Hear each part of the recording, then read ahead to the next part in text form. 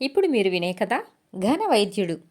ఒకానొక కాలంలో విక్రమసేనుడు అనే రాజు అడవికి వేటకు వెళ్ళి దారి తప్పాడు. దారి వెతకడంలో ముళ్ళపొదలు గీరుకుని ఆయన బాగా గాయపడ్డాడు. ఏమరుపాటున ఉండగా ఆయననొక పాము కాటువేసింది. అంతే, విక్రమసేనుడికి స్పృహ తప్పింది. ఆయనకు తిరిగి స్పృహ వచ్చేసరికి ఒక ఆశ్రమంలో పూలపాన్పుపై పడుకుని ఉన్నాడు. పక్కనే ఉన్న ముని రాజు కళ్ళు తెరవగానే, సమయానికి నా శిష్యులు నిన్ను చూసి ఇక్కడికి తీసుకువచ్చారు. నాకు తెలిసిన వైద్యం చేశాను. ఇప్పుడు నీకెలా ఉంది నాయనా అని అడిగాడు ఎంతో ఆప్యాయంగా. విక్రమసేనుడు పరీక్షగా శరీరాన్ని చూసుకున్నాడు. గాయాలెక్కడా కనిపించలేదు.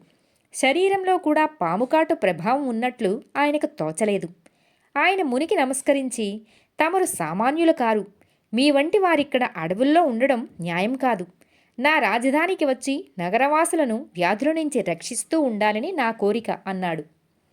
ముని నవ్వి, రాజా, ఐహిక సుఖాల మీద కోరిక లేని మునిని నేను.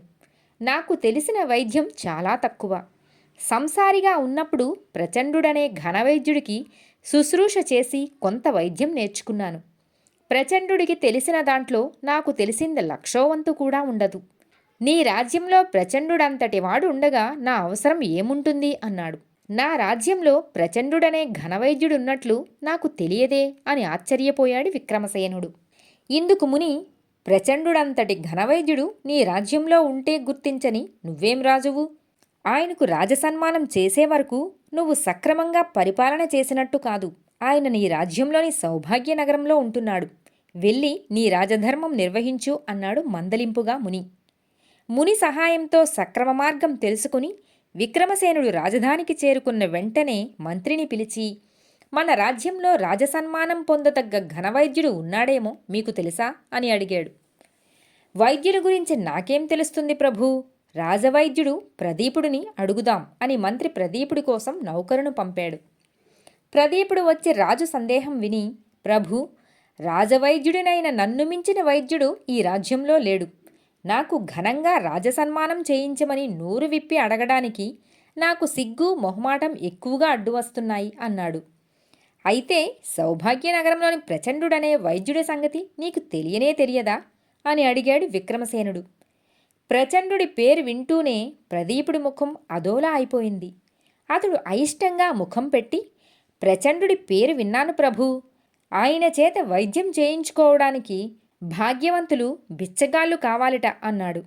ఇది విని విక్రమసేనుడు ఆశ్చర్యపడి, ఈ విషయం మీకెవరు చెప్పారు అని ప్రశ్నించాడు. ఆ మధ్య సౌభాగ్యనగరంలోని కుమారగుప్తుడు అనే భాగ్యవంతుడు ఇక్కడికి వచ్చాడు. ఆయన నాకు స్నేహితుడు. ఆయన ద్వారా నాకు ఈ విషయం తెలిసింది. వైద్యుడికి ఆశ ఉండడంలో అంతగా తప్పులేదు. అత్యాశ ఉంటే మాత్రం అది తప్పకుండా అమానుషము అనిపించుకుంటుంది అన్నాడు ప్రదీపుడు. ప్రదీపుణ్ణి పంపించేశాక విక్రమసేనుడు మంత్రితో అసంతృప్తిగా, నేను ప్రచండుణ్ణి గురించి చాలా గొప్పగా విన్నాను. చెప్పినవాడు కూడా సామాన్యుడు కాదు, మహాముని. అయితే ప్రదీపుడు సాటి వైద్యుడి పట్ల అసూయ ఉన్నప్పటికీ కూడా మహారాజునైన నాతో కల్పించి అబద్ధం చెప్పేటంత సాహసం చేస్తాడనుకోను అన్నాడు. దానికి మంత్రి, మీ సందేహం తీరాలంటే కుమారగుప్తుడినే కలుసుకోవాలి. అయితే తమరు మహారాజులా వెళితే అతడు నిర్భయంగా నిజం చెప్పలేడు.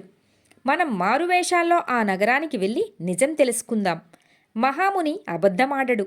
మన రాజవైద్యుడు ప్రదీపుడే తెలివిగా అబద్ధం చెప్పాడని నాకు తోస్తుంది అన్నాడు మంత్రి. రాజు మంత్రి మారువేషాలలో సౌభాగ్యనగరం వెళ్ళారు.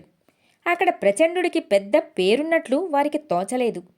కుమారగుప్తుడిని కలుసుకుంటే ఆయన ప్రదీపుడికి చెప్పినదే చెప్పాడు. అప్పుడు మంత్రి, అయ్యా, ప్రచండుడు ఘనవైద్యుడని అడవుల్లోని మునులు కూడా చెబుతున్నారట. క్షమించండి, తమరు ఆయనను గురించి ఇలా దుష్ప్రచారం చేయటానికి ఆయన పట్ల తమకున్న వ్యక్తిగతమైన శత్రుత్వమేమైనా కారణమా అని అడిగాడు మంత్రి. దానికి కుమారగుప్తుడు నవ్వి, నాకు ప్రచండుడంటే కిట్టని మాట నిజమే. కానీ ఆయనను గురించి నేనన్నది నా అభిప్రాయం కాదు. ప్రచండుడి ప్రాణమిత్రుడైన పరాంకుశుడనే కవిది. కావాలంటే మీరు వెళ్ళి ఆయనను అడగండి అన్నాడు. రాజు మంత్రి పరాంకుశుణ్ణి కలుసుకుని కుమారగుప్తుడి మాటలు నిజమేనని గ్రహించాక, రాజు ప్రచండుడు ఘనవైద్యుడే కావచ్చు, కానీ సన్మానానికి అర్హమైన మంచితనం ఆయనలో లోపించటం దురదృష్టం అంటూ బాధపడ్డాడు. పరాంకుశుడు ఈ మాటలకు ఆశ్చర్యపడి, నేనాయన వైద్యం గొప్పతనం గురించే కాక మంచితనం గురించి కూడా అందరికీ అర్థం కావాలని చమత్కారంగా చెప్పిన మాట మీకిలా అర్థమైందా? ప్రచండుడికి ఆశ అన్నదే లేదు, మానవ సేవయే మాధవ సేవ అని నమ్మి పేదవాళ్లకు బిచ్చగాళ్లకు మాత్రమే వైద్యం చేస్తుంటాడు. అందువల్లనే ఆయనకు రావలసినంత ప్రసిద్ధి రాలేదు. ఏ భాగ్యవంతుడైనా ఆయన చేత వైద్యం చేయించుకోవాలంటే బిచ్చగాడి వేషం వేయక తప్పదని నా అభిప్రాయం అన్నాడు. రాజు విక్రమసేనుడి సందేహం తీరిపోయింది. ఏ మాటనైనా వెంటనే నమ్మకూడదని, ముఖ్యంగా కవులు చమత్కార ప్రియులు కనుక వాళ్ళనే మాటల్లో మరొక అర్థం కూడా ఉన్నదేమో అని తెలుసుకునేందుకు ప్రయత్నించాలని ఆయన గ్రహించాడు. ఆ తర్వాత విక్రమసేనుడు ప్రచండుడికి ఘన సన్మానం జరిపించడమే కాక రాజ్యంలో వివిధ రంగాల్లో గొప్పవారైన వారిని గురించి కూడా చారుల ద్వారా సమాచారం సేకరించసాగాడు.